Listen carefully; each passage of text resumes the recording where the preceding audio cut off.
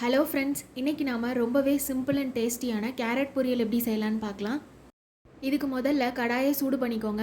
கடாய் சூடானதும் இதில் 2 table spoon எண்ணெய் விட்டுக்கோங்க.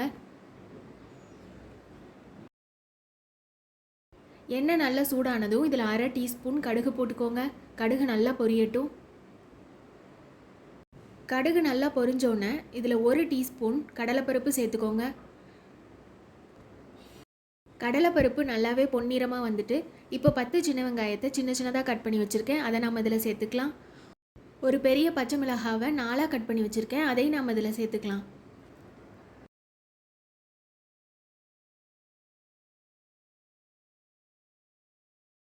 இப்போ ஒரு கைப்பிடி கருவேப்பிலை சேர்த்துக்கலாம். இதை லோ ஃப்ளேமில் வச்சு நல்லா வதக்கி எடுத்துக்கோங்க.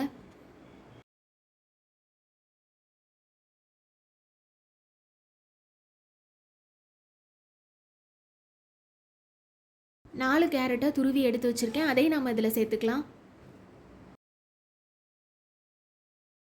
இப்போ 1/2 டீஸ்பூன் மஞ்சள் தூள் சேர்த்துக்கலாம். இது எல்லாத்தையுமே நல்லா மிக்ஸ் பண்ணி எடுத்துக்கலாம்.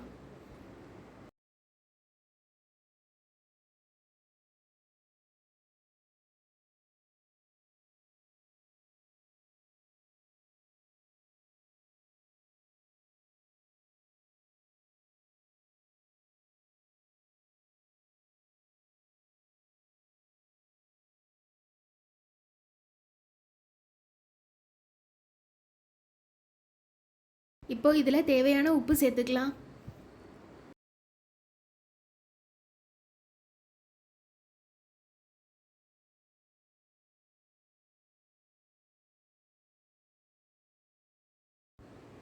இப்போ இந்த கேரட் வேகிறதுக்கு 1/4 கிளாஸ் தண்ணி ஊற்றிக்கலாம்.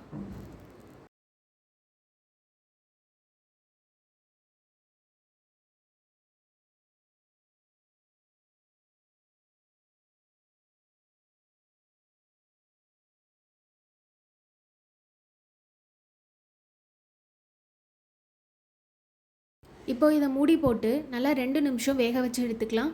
மீடியம் ஃப்ளேம்லேயே வச்சு வேக வைங்க.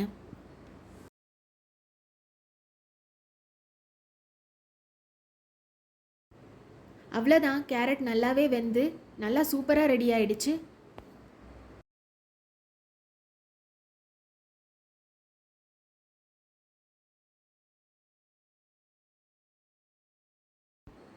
ஃபைனலாக இந்த கேரட்க்கு 2 டேபிள் ஸ்பூன் துருவின தேங்காய் சேர்த்துக்கோங்க.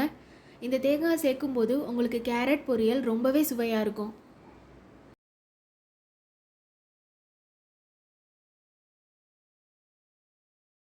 இதை 1 நிமிஷம் லோ ஃப்ளேமில் வச்சு நல்லா கிண்டி எடுத்துக்கோங்க. அவ்வளோதான், ரொம்பவே சிம்பிள் அண்ட் டேஸ்டியான கேரட் பொரியல் ரெடி ஆகிடுச்சு. நீங்களும் இதே மாதிரி செஞ்சு பார்த்துட்டு எப்படி இருக்குன்னு கமெண்ட்ஸில் சொல்லுங்கள். உங்களுக்கு இந்த வீடியோ பிடிச்சிருந்ததுன்னா லைக் பண்ணுங்கள், ஷேர் பண்ணுங்கள், சப்ஸ்கிரைப் பண்ணுங்கள். தேங்க்யூ.